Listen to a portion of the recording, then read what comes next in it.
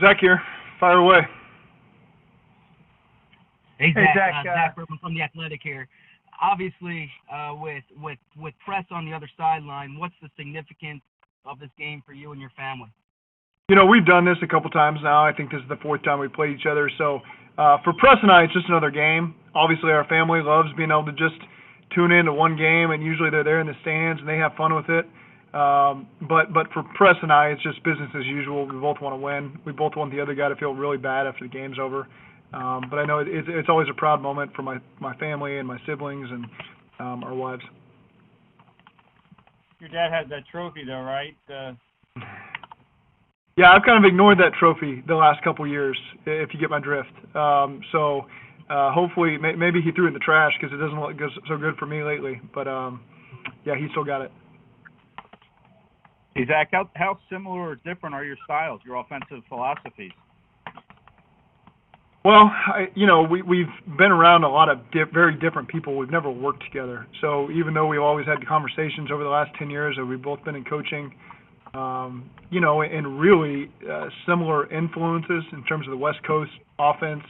He was around Pat Shurmur and now Doug, and he was with Chip Kelly, and then I was with Bill Lazor, so heard a lot of the same things. And my upbringing is more Bill Callahan, John Grudenish, Mike Sherman. So we've had similar influences, just not the same people. So we're able to, when we do talk in the off season, have the same terminology and verbiage and understanding. But again, when you're around completely different coaches, sometimes your styles can be a little bit different. As you put your staff together last year, how much did you consider bringing him on, and what was that conversation like? Well, I know he's very happy in Philly, and he's got a big role there. And so the timing is not always right, but of course I've got a lot of faith and trust in Press, and I've now worked with coaches that have coached with him and players that have played for him, and so I always hear the same feedback that they've got a ton of confidence in him, and he's a great coach. And but of course it just has never needed to happen right now, so we don't worry about it.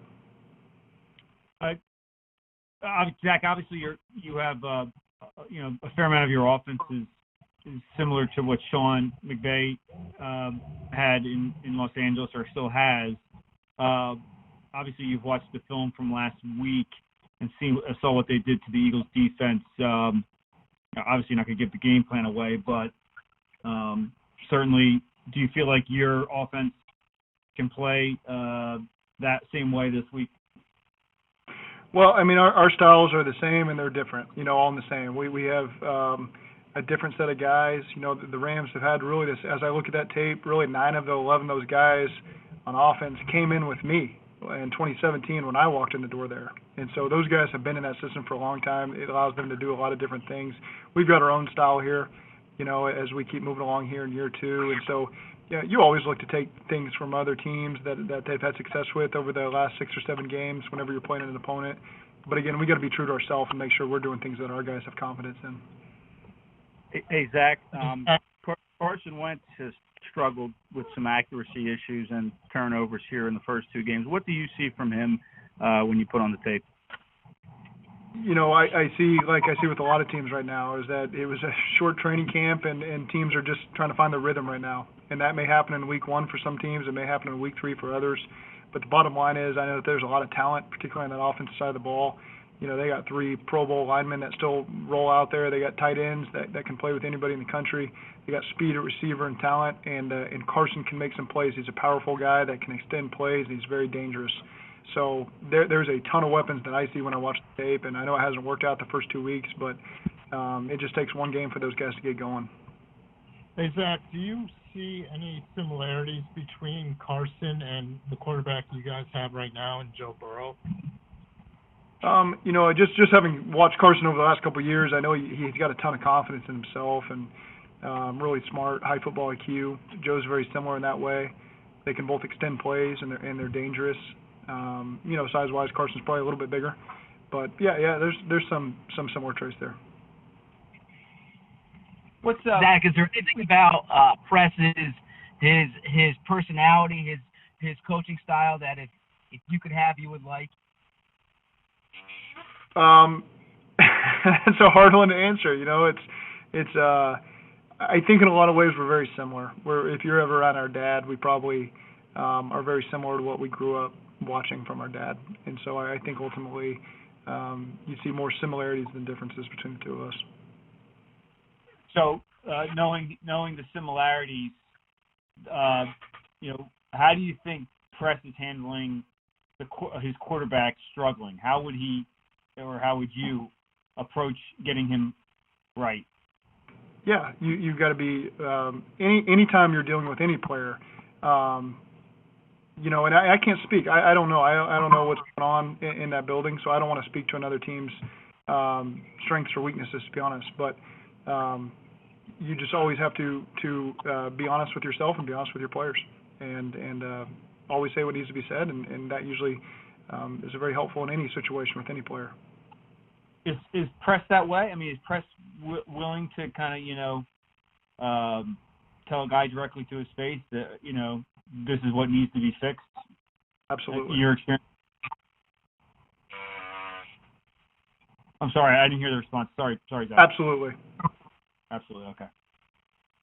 Hey, what would it be like if Press were to someday become a head coach? I mean, obviously the Harbaughs did and stuff like that. What would it be like in your family with the dynamic and all that, both you guys being head coaches? Wouldn't change a thing. That's one thing we take a lot of pride in as a family is, regardless of where we're at in life, that we're there for each other and we don't take anything for granted. We treat people the right way, regardless of what position you're in, and so it wouldn't change one thing. Hey, Zach, getting back to Joe Burrow, 2 games in, he really looks like kind of the real deal. I mean, without any OTAs or anything, have you been surprised by anything he's done, or what have you seen from him here in the early going? No, these were things that we felt good about in the pre-draft process, just getting to know people around him and getting to know him. He's rare in his approach and his urgency. Credit to Dan Pitcher and Brian Callahan. They're in that room a lot, too. Making sure that he's up to speed. And in a lot of ways, this was a good thing that we didn't have OTAs. If you think back, usually the draft is late April.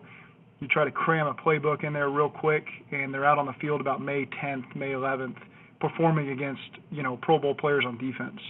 And so they don't fully get a chance to comprehend the playbook. They're out there. They finally get to take a breath when OTAs ends, and reflect over the month of July and then get ready for training camp. The approach we got this year was different. We got a chance for really 2 months to just watch tape and teach the install. So for the first time he walked on and then you even look at training camp, you really had 2 weeks of like walkthroughs and jog-throughs. So the first time he actually had to go perform, he felt very confident in what he knew. Now he hadn't done it live against a real defense, but in some ways we've just chosen to look at the benefits of that, and I think that Joe's played with a lot of confidence. He knows what he's supposed to do, and he's gotten the reps over the 4 weeks we had training camp or whatever it was, and guys believe in him. And again, he's just a very diligent worker. He's very thorough with his preparation, so that he walks out there on game day, he's ready to play and knows how to attack a defense. On defense, Zach, just stopping the run looks like it's, kind of been a bit of a challenge. I know Atkins hasn't played. How has that run defense held up, in your opinion, and how is Geno doing? Yeah, they did a really good job in week 1. We let 2 runs get out, a 3rd and 1 run, and then one later in the game. So I thought against the Chargers, they did a really nice job. And then last week, we were down Geno and Mike Daniels inside, and we got beat up there as the game got going. And so those guys got to refocus. We've done a great job this week, getting real practices. That was a Thursday game, if you guys remember, so we had done some walkthroughs and some new guys in there. So now that we feel like we're getting closer to full speed with our guys and they're getting real practice reps, we've been able to make a lot of corrections that affected us last week and feel good about the direction we're headed. And Geno is still day-to-day right now. He's a veteran player. We want to make sure that he's getting the rest he needs, and we'll get a better feel for it as the week goes.